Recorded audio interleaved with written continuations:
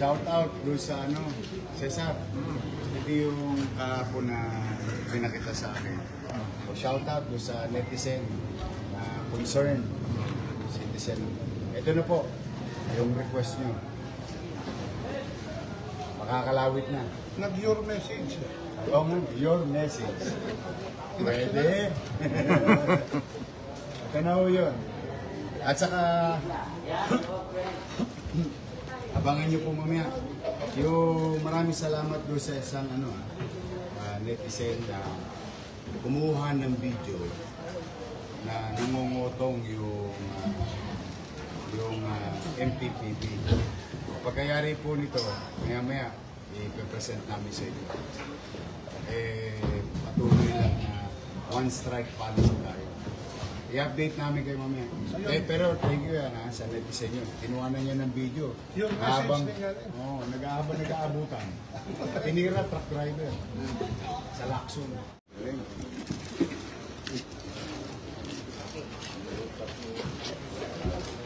Ito boss yung ano natin boss. Ito ang contribution natin sa Manila. Yep. Yung tributaries sa mga ilo. Dito ko lang Matutuwa ito. kaya tama yung sabi niyo boss. Inawat din dito yung local government. Tumutulong din sa Manda. Tama yun. Kaya yung tama yung sabi niyo boss. Ang basura sa Manila. Hindi na nagabi sa lahat. Saka sa Eastern Bloc.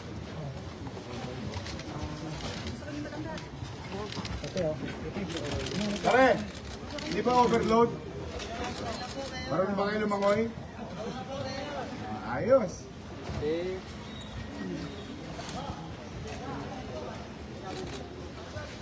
Ingat lang ha.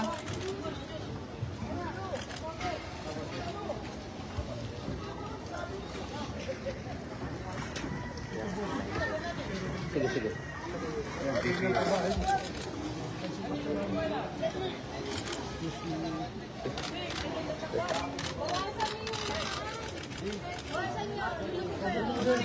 Overloaded kayo. Mag-ingat kayo, ha? Pag inabot kayo ng gabi, kain kayo sa ugbo. Sa kabilang kanto. Hoy! Shout out sa mga taga-Deka! I love you! Ayun, dami nila, oh.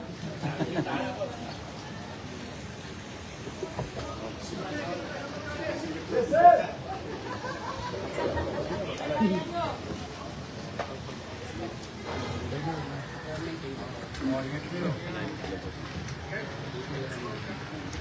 Iwan na. Isa lang, sumunod, baka bumakla. Isa lang.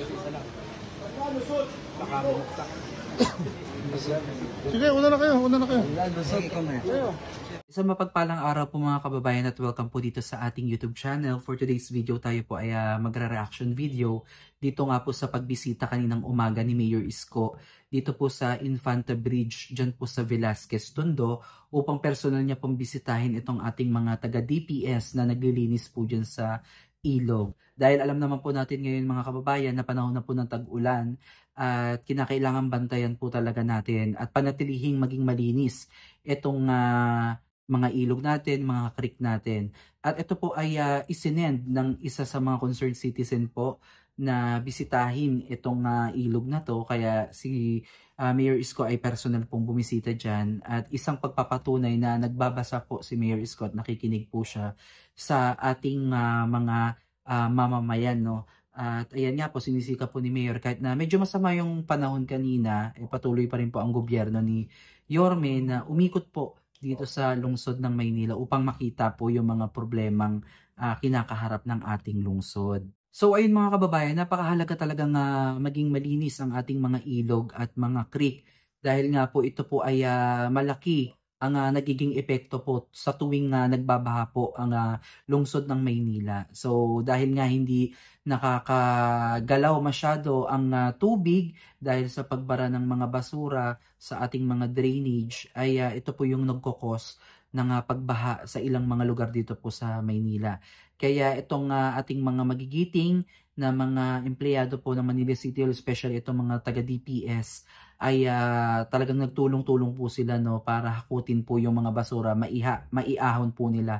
At hindi po biro, no, yung nakita nating basura din na yun, dahil ganun-ganun lang yun, pero grabe din yung mga sako na malilikom din nila. Kasi maging tayo mga kababayan ay naging saksi din, no, nung panahon na unang termino ni Mayor Isko na tayo ay umiikot sa lahat ng estero dito sa lungsod ng Maynila at ina-update natin yan everyday. Kasama po natin yung mga estero ranger. Yun po yung tawag dyan.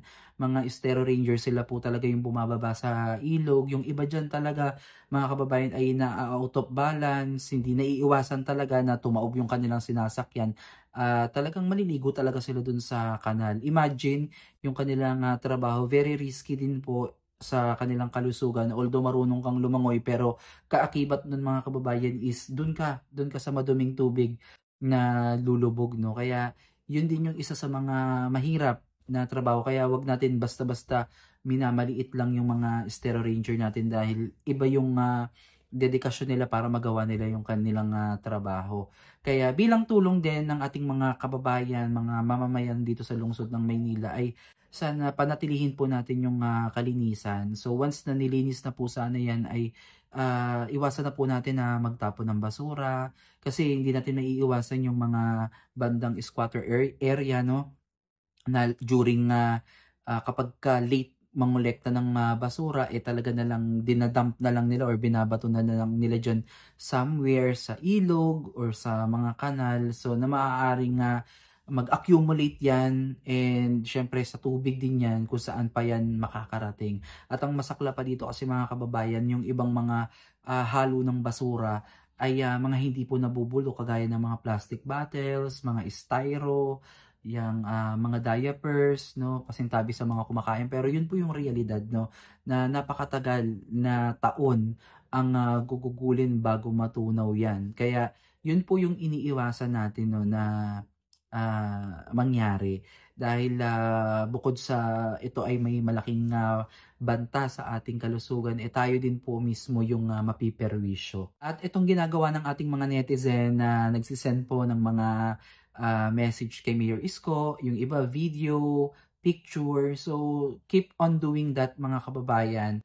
Hindi man siguro ngayon makita ni Mayor kasi syempre sa sobrang dami ng nagsisend sa kanya ng mensahe, ay sooner or later, no, ma-attend din niya ni Mayor Isko. Ano lang tayo, kalma lang tayo, dahil napakarami po ng population ng Maynila, at napakaraming lugar dito sa Maynila ang nangangailangan din ng aksyon. At itong pinapakita ni Mayor Isko mga kababayan ay isang pagpapatunay na siya talaga ay may tunay na hangarin na mapaganda ang lungsod ng Maynila, dahil mismong siya alam niya po yung sitwasyon at problema dun sa ibaba, dahil hindi po siya basta-basta mayor lang, no, na nakaupo sa kanyang opisina at nagpapalamig. So siya po talaga ay nababasa ng ulan, napapawisan dahil sa tirik ang araw. So bumababa siya, kasama niya yung 10 ng kanyang kasamahan sa lungsod ng Maynila, ay talagang nagtatrabaho sila. So makikita nyo naman yan sa tulong din syempre ng kanilang mga live, patuloy tayo na-update na talagang ang gobyerno ay kumikilos, no. At napakarami niyang update, no, sa araw-araw. Parang hindi ka talaga mabubokya, hindi ka masisiro na sasabihin mo na anong ginawa ng mayor nyo, nasaan yung mayor nyo. So talagang makikita nyo na nag-overtime, nag-extra effort sa kanyang mga ginagawa, hanggang sa maibalik ang dating sigla ng Maynila. So sa ngayon, mapapansin natin na more on peace and order, etong pakikipag-usap sa mga ahensya, pribadong kumpanya, na inaayos o sinisettle yung mga obligasyon natin na pakonti-konti, no. Siguro mga 1 month or 2 months, dyan na natin makikita si Mayor Isko na meron na ulit na bubuksang mga bagong parke. Yan yung excited tayo, no. Sa ngayon, patuloy, sabay-sabay, paglilinis, pag-i-implement ng peace and order, pagsasaayos ng kanyang mga tauhan, lalo na itong napabalita nga na dalawang traffic enforcer ang MTPB, na dalawa po sa kanila ay nasibak na, no, dahil may matibay na ebidensya kasi no, may nakakuha ng video at isinend po yun kay Mayor Isko. Kaya agad-agad pong inaksyonan ni Mayor Isko itong problema na to. At yung policy niya nga ngayon is one strike policy. So wala nang pakiusapan, wala nang aregluhan. Talagang pag nahuli kang nagkasala, nagkamali, sibak ka agad. So kawawa naman, no? Kawawa din yung MTPB kasi syempre may pamilya din yan. Meron din niyang binubuhay, pero nagkamali sila at sa paningin ng batas lahat ay pantay-pantay. And also kawawa din naman yung truck driver na nakutongan dahil imagine budget na din nila yon or baka pang bili na din nila ng pagkain para sa kanilang pamilya, pang uwi nila pero nadali pa no, para lang hindi sila matikitan. So dalawang senaryo, magkaibang senaryo pero sa mata ng batas mga kababayan, kailangan talaga panugutin kung ikaw ay nagkasala. Walang exemption. Hindi porket ikaw ay nasa gobyerno, dapat ganito ang ginagawa. Kasi tama ang sinabi ni Mayor Isko na sila nga naglilinis, sila ay nagpapatupad ng peace and order. How much more sa kanyang hanay, no, sa gobyerno mismo ay may mga ganitong pagkakataon na ginagawa. So yun lang, ayun yung ayaw ni Mayor Isko, no? Para hindi nga naman mapulaan ang ating alkalde and also ang mga empleyado ng loob ng City Hall.